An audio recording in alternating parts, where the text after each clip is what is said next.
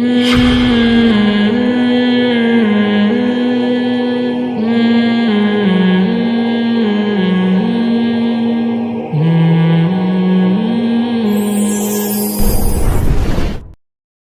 کا حکم ہے وَلَا تَقْرَبُوا مَالَ الْيَتِيمِ إِلَّا بِالَّتِي هِيَ أَحْسَنُ، یتیم کے مال کے قریب بھی مت جاؤ مگر اس طریقے سے جو سب سے بہتر ہو.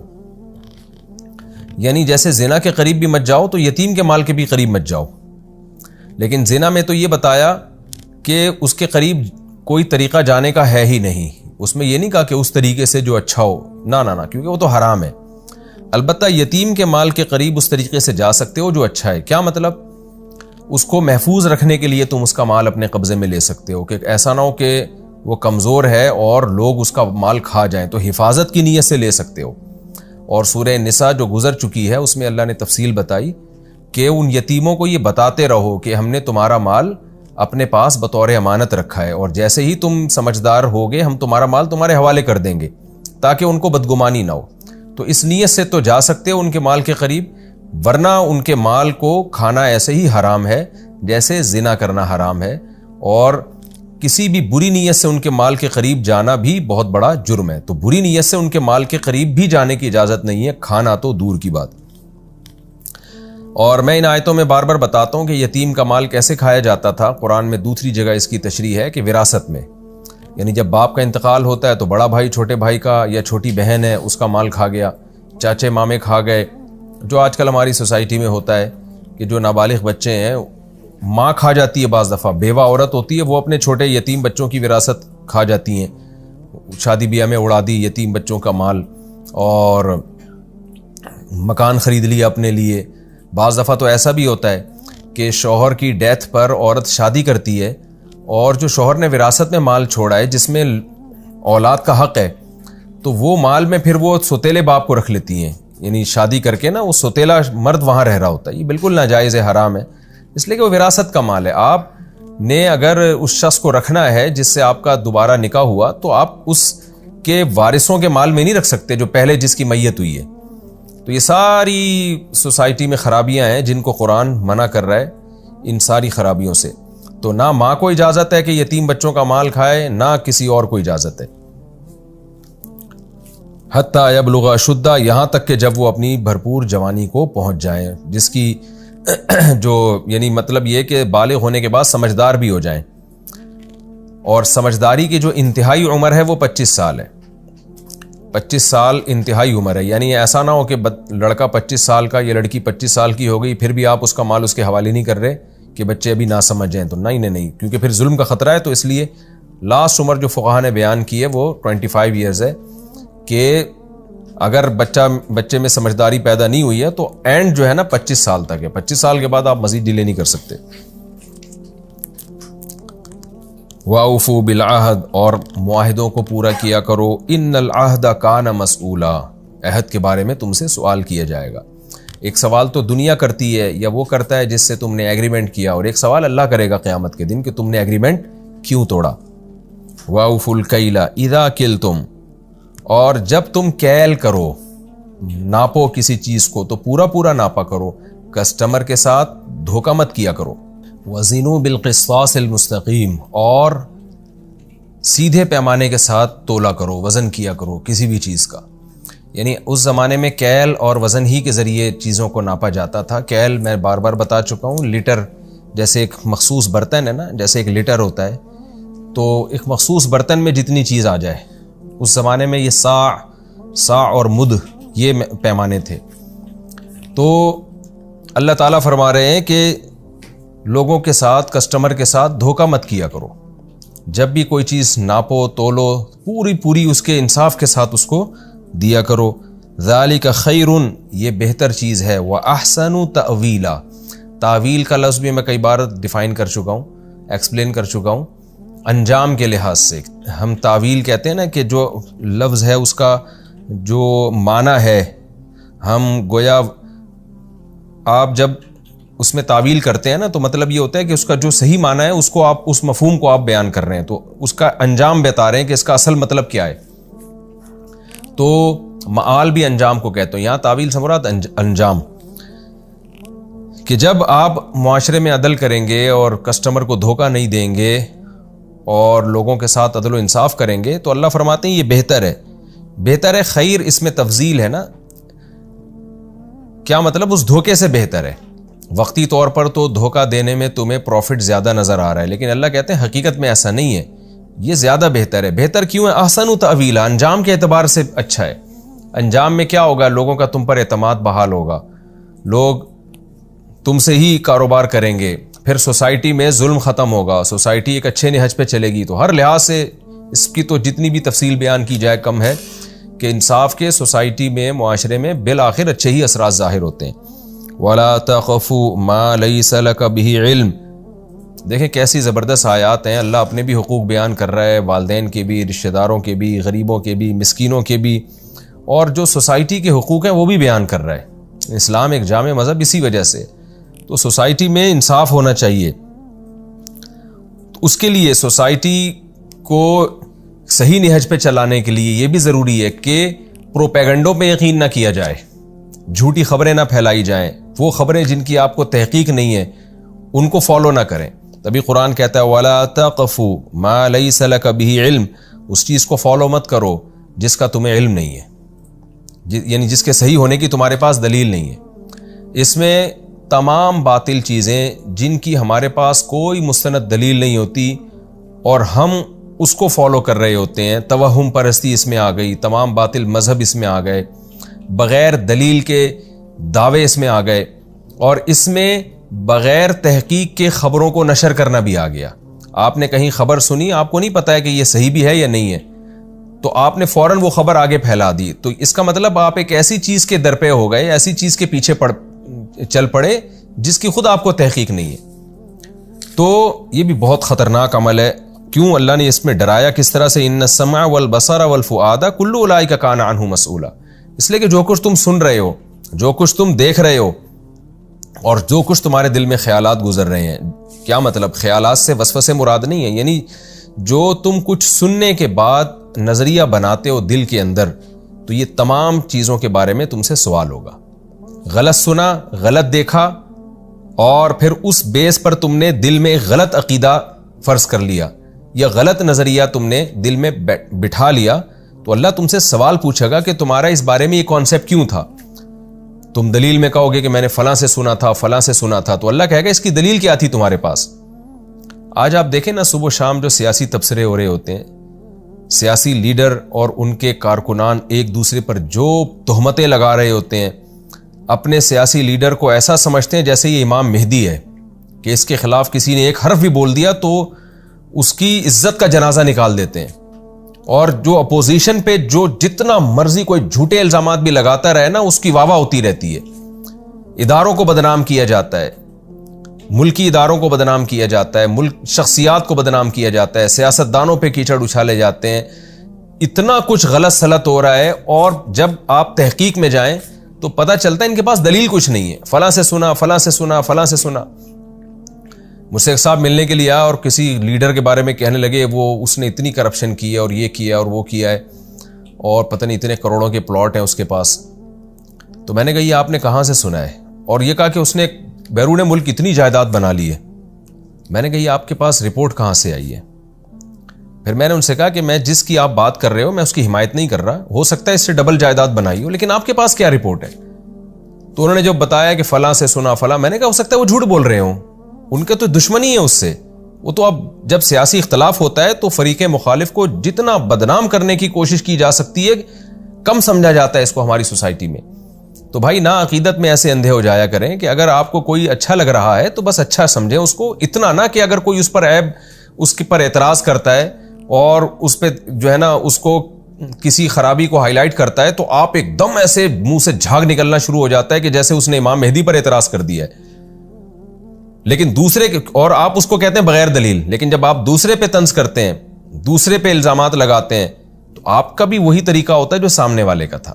اور ہمارے ملک میں تو جس کا جو آپ کے ساتھ ہے تو اس کے جو ہے نا وہ اس کے تو 700 خون بھی معاف ہیں، اور جو آپ کے ساتھ نہیں ہے اس کا حج بھی باطل ہے. یعنی اتنا ہمارے ہاں یہ سب چیزیں چل رہی ہیں اور پوری دنیا اسی پروپیگنڈے پہ چل رہی ہے. کہ جب بھی کسی چیز کو سوسائٹی میں پھیلایا جاتا ہے تو خوب جھوٹ بولا جاتا ہے, خوب پروپیگنڈا کیا جاتا ہے. بعض لوگوں نے اپنا ایک اصول بنایا ہوا ہے کہ جو بھی طاقتور ہے نا, پاورفل ہے, اس کی مخالفت ہی کرنی ہے. یہ بھی ہمارے یہاں ایک بہت بڑا عیب ہے. جو الزام کمزور کو یعنی طاقتور پہ غلط الزام لگانے کو ایک خوبی سمجھا جاتا ہے اور اس کو حق پرستی سمجھا جاتا ہے.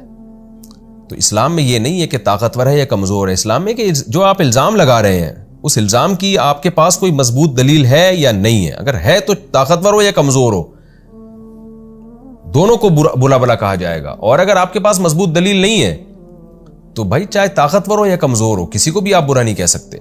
اس کی مثال ایسے ہے نا, سڑکوں پہ جب آپ جائیں کوئی بڑی گاڑی والے سے جب ایکسیڈنٹ ہوتا ہے نا, کہ اس کی بڑی گاڑی ہو اور اس کا جو ہے نا تھوڑا پروٹوکول ہو, تو لوگ ہمیشہ بڑی گاڑی والے کو ہی پکڑ کے کوٹ رہے ہوتے ہیں. کیوں؟ ایک بدگمانی ہے کہ بھائی یہ چونکہ بڑے لینڈ لارڈ فیملی سے تعلق ہے اور اس کے حکومت کی سطح پہ کوئی اچھا عہدہ ہے تو اسی نے غلطی کی ہوگی. یہ بالکل غلط ہے. میں نے ایسے روڈوں پہ واقعات دیکھے ہیں جس میں بعض دفعہ غلطی رکشے والے کی ہوتی ہے, بائک والے کی ہوتی ہے, 100% غلط ہوتا ہے, لیکن چونکہ وہ کمزور ہے تو لوگ اسی پہ ترس کھا رہے ہوتے ہیں. اور لوگ کیا کرتے ہیں کہ جی جو بڑی گاڑی میں جا رہا ہے, طاقتور ہے, اس کو مار رہے ہوتے ہیں پکڑ کے. کیا آپ نے کیا دیکھا کہ غلطی کس کی ہے؟ نہیں جی, بدگمان کہ یار یہ بڑا ہے تو اس میں تکبر ہوگا تو یقیناً یہی ہٹ کرے گا سامنے والے کو. بعض دفعہ ایسا ہوتا بھی ہے کہ تکبر میں آ کے وہ خیال نہیں کرتا ڈرائیونگ کے دوران لوگوں کا, لیکن بعض دفعہ اس کے برعکس بھی ہوتا ہے. تو ہمارے ہاں دلیل جس چیز کو سمجھا جاتا ہے وہ دلیل ہوتی نہیں ہے. تو یہ سب بدگمانیاں. اسی طرح یاد رکھیں فقہا سے بھی لوگ بدگمان ہوتے ہیں. آپ کا علم کم ہے, آپ نے ایک فقیہ کا مسئلہ سنا, فوراً یوٹیوبرز اس کے خلاف کلپ بنا دیتے ہیں جو نئے نئے اسکالرز آ رہے ہیں کہ دیکھو امام حنیفہ نے یہ لکھا, امام شافعی نے یہ لکھا, فلاں عالم نے یہ لکھا, فلاں بزرگ نے یہ لکھا, یہ سب 2 نمبر ہیں. تو آپ اتنی جلدی بدگمان کی ہوتے ہیں؟ آپ اس کی تحقیق کریں. ہو سکتا ہے ان کی دلیل تک آپ کا دماغ نہ پہنچا ہو, آپ کی وہاں تک نالج نہ ہو, یا آپ کا مینٹل لیول ہی نہ ہو ان کی دلیل کو سمجھنے کی آپ میں صلاحیت ہی نہ ہو. تو ہر جگہ بدگمانیاں, بغیر دلیل کے الزامات. یوٹیوب پہ آپ دیکھ لیں, کسی کو بھی ذلیل کرنا ہو, رسوا کرنا ہو, 2 منٹ لگتے ہیں اس کی عزت کا جنازہ نکالنے میں. میں تفسیر میں ایسے واقعات نہیں سناتا, لیکن ابھی ایک مثال سامنے آئی, مولانا طارق جمیل صاحب پہ الزام لگائے گئے 49 ارب کی جو ہے ان کے بینک سے ٹرانزیکشن ہوئی ہے. اس کو اتنا پروموٹ کیا گیا کہ میں بھی سمجھنے لگا کہ ایسا ہوا ہوگا, لیکن چندے وندے کی رقم آئی ہوگی, ظاہر ہے وہ کرپٹ تو نہیں ہے. لیکن جب میں متعلقہ لوگوں سے ملا, بینک والوں سے ملا جا کے, تو انہوں نے کہا کہ ایسا کچھ بھی نہیں ہے.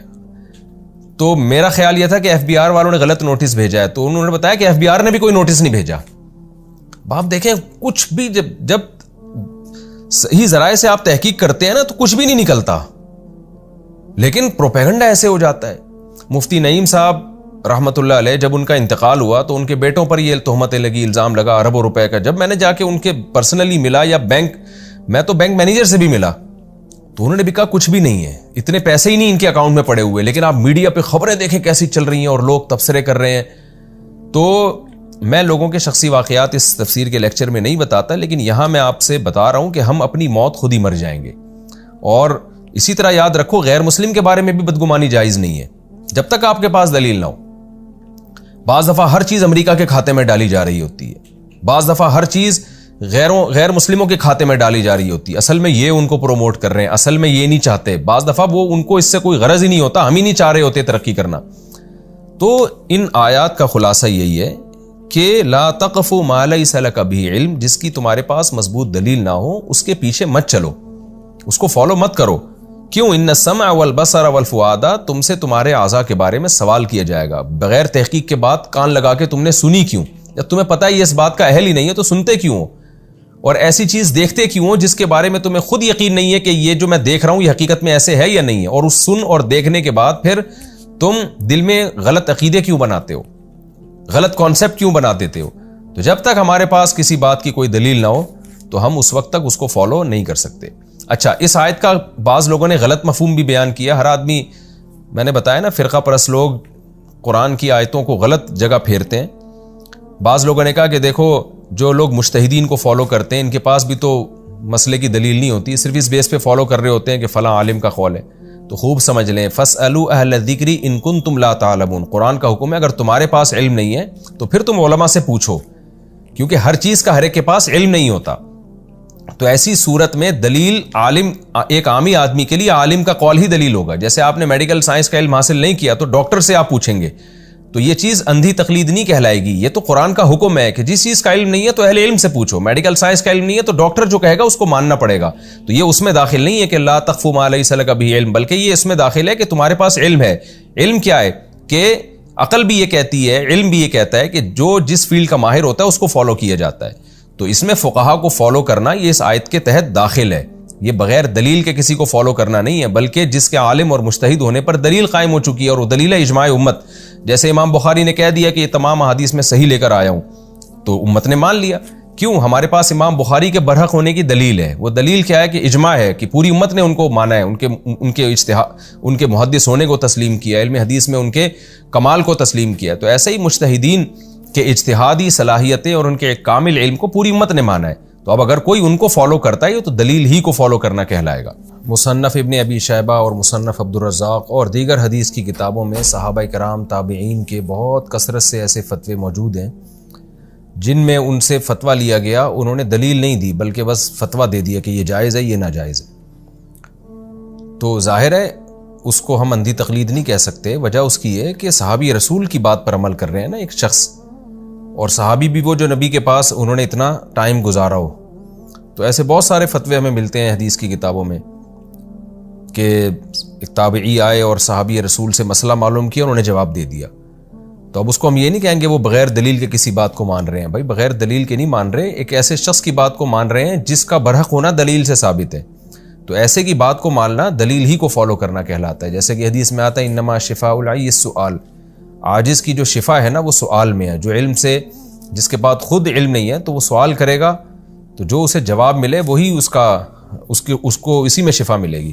البتہ یہ ضرور ہے کہ وہ علماء جن کے پاس علم تو ہے مگر قرائن سے یا دلائل سے پتہ چل جائے کہ یہ اہل باطل کو فالو کرتے ہیں یا یہ خواہشات نفسانیہ کو فالو کرتے ہیں، مسائل بتانے میں اللہ کے خوف سے کام نہیں لیتے، امت کو گمراہ کرتے ہیں، پھر ایسے علماء کو فالو کرنا اس آیت کی روشنی میں حرام ہوگا. جیسے آپ کو پتہ چل جائے کوئی ڈاکٹر 2 نمبر ہے تو کتنا ہی بڑا ڈاکٹر ہو آپ اس سے علاج نہیں کرائیں گے.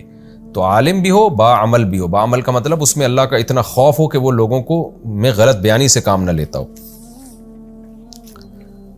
آگے اللہ تعالیٰ کا ارشاد ہے وَلَا تَمْشِ فِي الْأَرْضِ مَرَحًا، اور زمین میں اترا کے مت چلو، تکبر کے ساتھ مت چلو. إِنَّكَ لَن تَخْرِقَ الْأَرْضَ، تو یعنی انکا کا مطلب مخاطب، ہر وہ شخص جو قرآن کی تلاوت کر رہا ہے یا قرآن کا درس سن رہا ہے اللہ اس کو خطاب کر رہے ہیں کہ تو زمین کو پھاڑ نہیں سکتا، یعنی اپنی پاؤں کی طاقت سے. جب انسان تکبر سے چلتا ہے نا تو 2 چیزیں ہوتی ہیں، ایک چال بہت زور سے زمین پہ رکھتا ہے اور ایک سینہ بہت اوپر کی طرف اکڑ آتا ہے. تو اللہ کہہ رہے ہیں بھائی تو کتنا اونچا ہو جائے گا، تو پہاڑوں کی بلندی کو تو نہیں کراس کر سکتا نا، اتنا اونچا تو ہو نہیں سکتا تو، اور نہ تیرے پاؤں میں اتنا دم ہے کہ تو زمین کے سینے کو پھاڑ دے. یہ ایک جیسے ہم کسی کو سمجھا رہے ہوتے ہیں نا کہ تو جو ہے تیری حیثیت کیا ہے، تیری اوقات کیا ہے. صبح و شام ہم محاوروں میں اس طرح کے جملے استعمال کرتے ہیں نا کہ تو کیا کر سکتا ہے. جیسے قرآن مشرکین کے بارے میں کہتا ہے کہ تم جن بتوں کو پوجتے ہو ایک مکھی تک تو بنا نہیں سکتے وہ. تو یعنی اللہ فرماتے ہیں تمہارے پاؤں میں اتنا زور نہیں ہے کہ ایک نرم زمین کو تم پھاڑ ڈالو، اور نہ تم اتنے اونچے ہو سکتے ہو کہ پہاڑوں کی بلندیوں کو کراس کر جاؤ. تم سے بلند اللہ نے پہاڑ پیدا کیے، تمہارے پاؤں میں جتنی طاقت ہے اس سے زیادہ سخت تو اللہ نے زمین کو پیدا کیا. تو یہ ایک سمجھانے کے لیے کہ انسان پہ تکبر زیب نہیں کرتا. اگر آپ پاورفل ہیں تو آپ سے بھی زیادہ طاقتور چیزیں اس دنیا میں موجود ہیں. کل ذالک کان سیئہ، اب جو پچھلے رکوع سے اللہ نے مضمون شروع کیا تھا نا کہ اللہ نے کہا ہے کہ تم اللہ کے سوا کسی کی عبادت نہ کرو، والدین کی اطاعت کرو، یعنی وہ تمام کوششیں جو آخرت کے طلبگار کرتے ہیں ان تمام کوششوں کا اللہ نے تفصیل سے بیان کیا. اور پھر آخر میں اللہ خلاصہ بیان کر رہے ہیں کل ذالک، یہ جتنے آرڈر میں نے تمہیں دیے ہیں، کان سیئہ، ان میں جو بھی تم برا کرو گے، ان کا جو بھی برا ہے، ان کا برا کیا ہے؟ جو آرڈر دیا کرنے کا اس کو نہ کرنا برا، اور جس سے روکا اس کا کرنا برا. تو اس کا جو بھی سیئ ہوگا، جو بھی اس کی برائی ہوگی، عند ربک مکروہا، تو یہ ساری چیزیں تیرے رب کے نزدیک ناپسندیدہ ہیں. یعنی شرک کرنا بھی ناپسندیدہ، اللہ کی عبادت نہ کرنا بھی ناپسندیدہ، والدین کے ساتھ اچھا سلوک نہ کرنا بھی ناپسندیدہ، رشتہ داروں کو نہ دینا بھی ناپسندیدہ، یتیم اور مسکینوں کا خیال نہ کرنا بھی ناپسندیدہ، اور یتیم کا مال کھانا، قتل نفس، یہ تمام چیزیں، ناپ تول میں کمی کرنا، یہ تمام کام، اور پروپیگنڈے سے متاثر ہونا، بغیر دلیل کے خبروں کو پھیلانا اور بغیر دلیل کے چیزوں کو فالو کرنا، یہ تمام کے تمام کام، زنا کے قریب جانا، یہ تمام کے تمام کام وہ ہیں جو تیرے رب کے نزدیک